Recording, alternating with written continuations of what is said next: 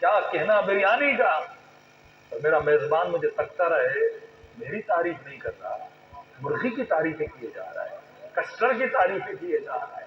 بھائی مرغی کو ذائقہ کس نے دیا؟ بنانے والی نے دیا نا۔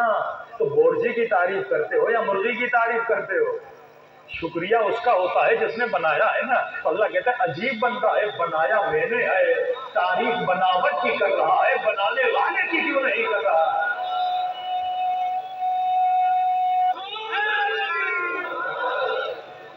الحمد، تمام تعریفیں خدا کی، وہ خدا جو عالمین کا بنا نہیں ہے، لیکن تعریف کیوں ہے؟ کیونکہ وہ رب ہے، مدبر الامور ہے۔ حسن کو دیکھو اور مصور کی تعریف کیا کرو۔ درخت کو دیکھو، کیوں کہتے ہیں سبحان اللہ بولو، ماشاء اللہ بولو؟ مطلب ذہن اللہ کی طرف جائے کیونکہ اس نے بنایا ہے۔ اب پہلے اس نے اپنا نام بتایا، میں وہ اللہ، کون؟ رحمان الرحیم، رحمت عام رحمت خاص۔ اب بولو تمام تعریفیں میری ہیں، کائنات کا سب سے بڑا مصور میں ہوں، جس نے محمد کی تصویر بنائی، جس نے علی کی تصویر بنائی، میں مصور ہوں، اور بنانے کے بعد کہا میں احسن الخالقین ہوں۔ یہ بھی خدا کا مزاج بڑا عجیب ہے۔ عربی میں کوئی جب بچہ اچھا کام کرے نا، ہم چھوٹے جو اسکول میں پڑھتے تھے تو ٹیچر لکھتا تھا بارک اللہ فیک، بارک اللہ فیک، مطلب شاباشی دیتا تھا۔ جیسے آپ تبریک بولتے ہیں، مبارک، عید مبارک بولتے ہیں، بارک اللہ سے نکلا ہے۔ اللہ بنانے کے بعد خود کو شاباش دے رہا ہے، تبارک اللہ ہو احسن الخالقین۔ کبھی کبھی آپ کوئی چیز بہت اچھی بناتے ہیں نا، کہتے ہیں یار میں نے کیا بنایا ہے، تو اللہ بھی اسی طرح خود کو شاباش دے رہا ہے، میں نے کیا بنایا ہے۔ حدیثوں میں ملتا ہے کہ مولا کس کو بنانے کے بعد اللہ نے بولا کہ جب پنجسم کو بنایا، کہ محمد کو دیکھنے کے بعد بولنے لگا میں نے کیا بنایا، علی کو بنانے کے بعد بولا میں نے کیا بنایا ہے، احسن الخالقین، سب سے بہترین بنانے والا، الحمدللہ رب العالمین۔ اب تعارف ہوتا گیا نا، میں رب، میں رحمان، میں رحیم، مجھے پکارو تو میرا نام یاد رکھنا، میں اللہ ہوں۔ پھر دوبارہ اپنی دونوں صفت کو دوہرایا، الرحمن الرحیم۔ اوپر بھی تعارف میں کہا رحمان الرحیم، نیچے بھی رب کے بعد بولا رحمان الرحیم۔ دوبارہ کیوں بولا؟ کب وجہ بتانا چاہتا تھا کہ میں ترین رب نہیں۔ ایک بندہ جب کوئی نیکی کرے نا تو نیکی کی وجہ ہونی چاہیے۔ آپ مجھے 200 دیں گے، میں بولوں گا کیوں دیے؟ کوئی وجہ تو۔ آپ بولیں گے مثلاً آپ غریب تھے، ہم نے 200 دی۔ آپ بولیں گے عقیدت تھی، ہم نے 200 دی۔ آپ بولیں گے محبت تھی، ہم نے 200 دی۔ آپ بولیں گے عید کا دن ہے، ہم نے عید ہی دی۔ اب خدا تو اتنا مہربان کیوں ہو رہا ہے ہمارے اوپر؟ پالے بھی، کھانا بھی دے، بدن بھی دے، جنت بھی دے۔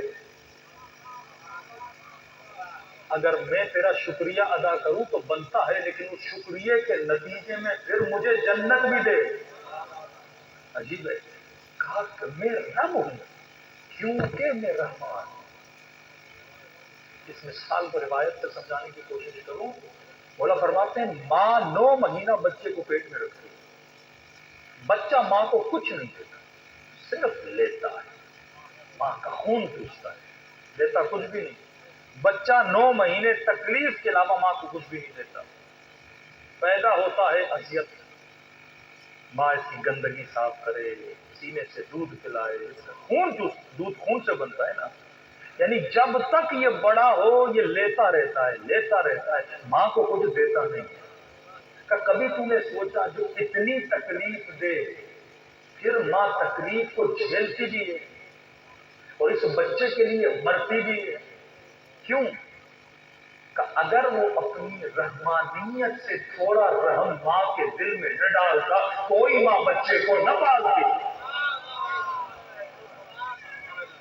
رحمت کی بنیاد پہ ماں کے دل میں اس اولاد سے محبت ہے، تبھی ہر سے قربان کرتی ہے۔ اب کہا 40 ماؤں سے زیادہ وہ تجھ سے محبت کرتا ہے، مطلب وہ رب ہے کیونکہ وہ رحمان ہے۔ اگر اس کے دل میں رحم نہ ہوتا نا تو بندوں پہ کبھی بھی نعمتوں کو نازل نہ کرتا، وہ کبھی تجھے بناتا نا۔ تو پھر کہا الرحمن الرحیم، ٹھیک ہے خدا میں سمجھ گیا، تو اللہ ہے، تو رب ہے، تو رحمان ہے، تو رحیم ہے، اور ساری تعریفیں تیرے لیے ہیں، یہ تو تو نے اپنا تعارف کرایا، اب یہ تو بتا مجھے یہاں تو نے بھیجا کیوں؟ مجھے کیا کرنا ہے دنیا میں؟ ڈیلی اللہ روڈ میپ دے رہا ہے نا آپ کو کہ میں نے تجھے دنیا میں بھیجا، دن میں اتنی مرتبہ یہ سورہ حمد پڑھ، اور سورہ حمد میں نے تمہیں زندگی کی پوری ایک جہت، ایک ہدف، ایک مقصد میں نے تجھے بتایا۔ اے خدا میں سمجھ گیا تو میرا بنانے والا، تیرا اللہ نام ہے، تو رب ہے، تو رحمان ہے، تو رحیم ہے، اب یہ بتا میں کیا کروں؟ میری ڈیوٹی کیا ہے؟ کہا مالک یوم الدین، یاد رکھنا صرف یہ دنیا نہیں، کوئی یوم دین بھی ہے، کوئی قیامت بھی ہے، کوئی تجھے دھوکہ نہ دے، قیامت کا مالک بھی میں ہوں، کوئی اور نہیں ہے۔ مطلب دنیا کا تعارف بھی کروایا، آخرت کا تعارف بھی کروایا، ویژن آپ کا کلیئر ہو گیا۔ میں دنیا میں آیا، کوئی میرا بنانے والا ہے، جو رب ہے، جو رحمان ہے، جو مہربان ہے، جو پالنہار ہے، اور اس نے یہ بتایا کہ عالمین کا ہوں، ایک عالم یہاں ہے، ایک عالم وہاں ہے، یہاں کا مالک بھی میں، وہاں کا مالک بھی میں، مالک یوم الدین۔ اب شروع ہوتی ہے ہماری ڈیوٹی۔ اب میں نے کیا کرنا ہے تاکہ رب خوش بھی رہے، اور وہ قیامت کا دن جس کا وہ مالک ہے وہاں پر بھی میں اس کو جا کے راضی کروں۔ قبول ایاک نعبد و ایاک نستعین، اے خدا ہم تیری ہی عبادت کرتے ہیں۔ اب تم جملوں پہ غور سے سنیے گا، کیونکہ یہاں سے وہ ٹرننگ پوائنٹ ہے کہ جہاں لوگوں کو اب مکتب علی اور آل علی میں لانے کی جہت دکھا سکتے ہیں۔ قبول ایاک نعبد، اے خدا ہم تیری ہی عبادت کرتے ہیں۔ کیوں تیری عبادت کرتے ہیں؟ کیونکہ تو رب ہے، کیونکہ تو مالک یوم الدین ہے، کیونکہ تو نے تعارف کرایا تو اللہ ہے، تو عبادت بھی کس کی بنتی ہے؟ اللہ کی۔ جو رب ہو اس کی عبادت، سجدہ تیرا، بندگی تیری، نماز تیرے لیے، ذکر تیرا، محبت تجھ سے، کیونکہ بنانے والا کون ہے؟ تو ہے۔ عبادت کا حقدار بھی کون ہوں؟ اللہ کہتے ہیں بس میں ہوں۔ ایاک نعبد حصر کر دیا، یہاں پہ لفظ بس اردو کا بہترین لفظ ہے، بس تیری ہی عبادت کرتے ہیں۔ اگلا جملہ وَإِيَّاكَ نَسْتَعِينُ، بس تجھ ہی سے مدد مانگتے ہیں۔ فیمس جملہ جو آپ کا سابقہ وزیر اعظم بہت پڑھتا تھا، اور وہابی حضرات بھی اس جملے کو لہلا لہرا کر دہراتے ہیں کہ دیکھو اللہ نے کہا بس تیری ہی عبادت کرتے ہیں اور بس تجھ ہی سے مدد مانگتے ہیں۔ یہ شیعہ کس سے مدد مانگتے ہیں؟ کہ کھلم کھلا مشرک ہیں، ملتے جلتے یا علی مدد ہونا تو یہ چاہیے نا، یا اللہ مدد۔ قرآن کی آیت ہے، قرآن کی آیت ہے، اور اعتراض بھی بڑا لاجیکل ہے۔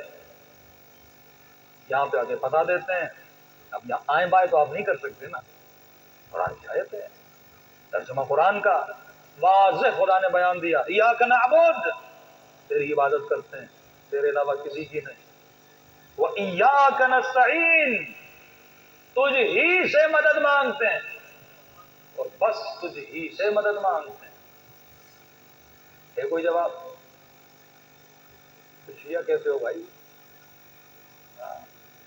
نحن ابناء الدلیل، علی والا دلیل سے بات کرتا ہے۔